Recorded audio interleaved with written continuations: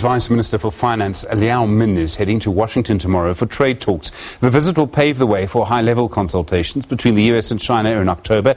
The aim is to end the trade and technology war between the two economic giants that's threatening global growth. US President Donald Trump's imposed massive tariffs on Chinese goods, accusing China of not adhering to trade rules. China's imposed its own tariffs in return, and the tit-for-tat standoff has battered farmers and manufacturers.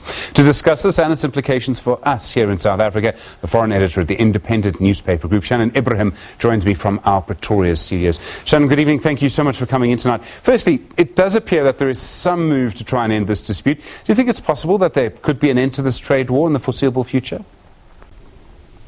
Good evening, Stephen, and to the listeners. I don't believe that there will be an end to this trade dispute anytime soon.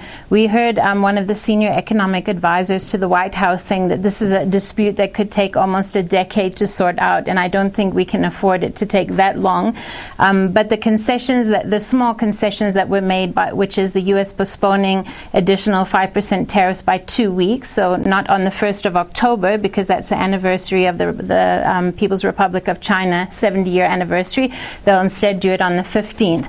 But it still doesn't take away from the fact that they've put 30% tariffs on $250 billion worth of Chinese goods, and they've threatened another 15% on $300 billion of Chinese goods by the 15th of December. And all of this has a ripple effect on economies around the world. Seems perhaps that this is really about the US President Donald Trump. I mean, it can seem sometimes that he wants a trade war. Do you think that's fair? I definitely think he wants a trade war, and he doesn't perhaps understand the full extent and the ramifications on his own economy, which is strange because he's been warned by banks, rating agencies, and senior economists in his country that this trade war is a grave mistake. And if you look at what is happening to the U.S. economy, it's very self-explanatory. As a result of this trade war, the U.S. economic growth at the first quarter of this year was around 3%. It then went down in the second quarter to 2-something%, and they're predicting in the fourth quarter of this year it will be 1.8%. And we have the prediction also from Moody's that this will cost the U.S. businesses $1 billion in 2020, next year. So when you have 2 million U.S. jobs at stake, you have household spending that's going to increase in the U.S., you wonder how Trump can believe that this is going to make America great again. I mean, you put it like that. China's been put in a position in which it cannot look weak. It had to respond. Do you think this is a difficult situation for Beijing, or do you think maybe it helps their leadership to look strong against the US as well?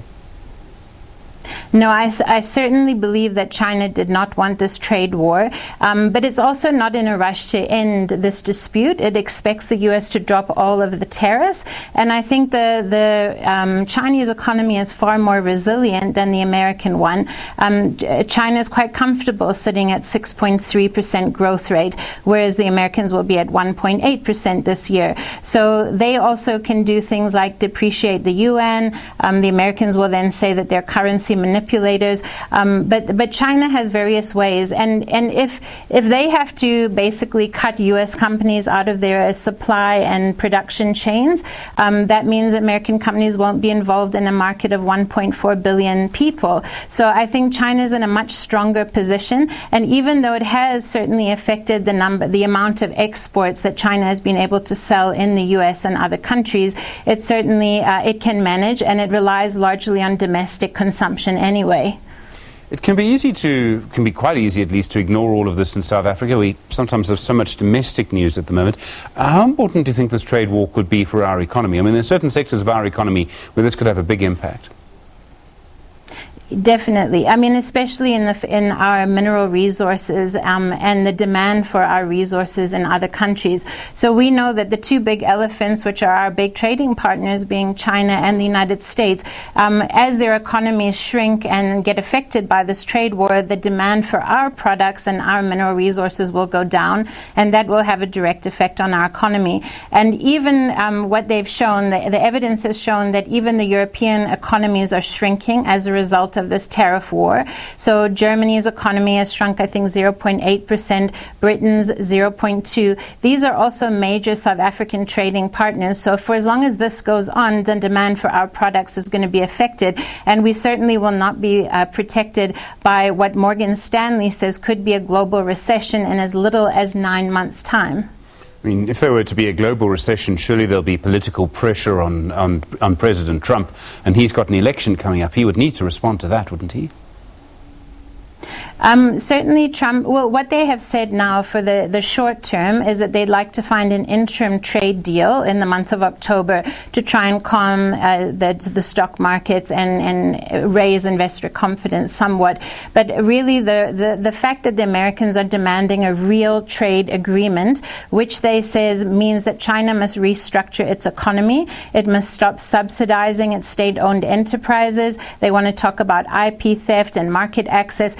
Some of these things are non-negotiables for China. China is not going to stop subsidizing its SOEs or basically cede any of its economic sovereignty to the Americans. So the Americans are also going to keep levying threats that Chinese companies are a national security threat, as it did with Huawei. So I think this tit-for-tat will continue for some time into the future. And probably also this whole trade war where America's economy is in a sense going down a very slippery slope.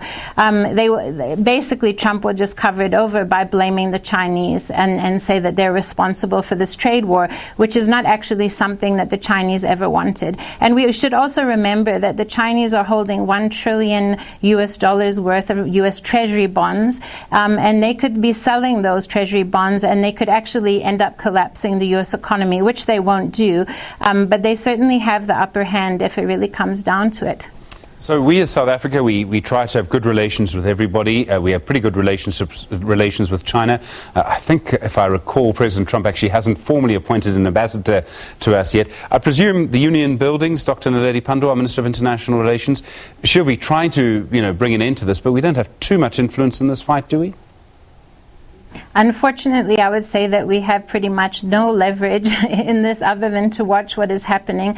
And I think the Chinese ambassador in South Africa has really made it quite clear that this trade war does not make any sense. And it's really to the detriment to the U.S. economy, to the world economy. And when you consider how much the U.S. and Chinese economies bear on the world economic growth and output, GDP, it's crazy. I mean, in 2020, the forecast is that this trade war could cost global GDP $600 billion.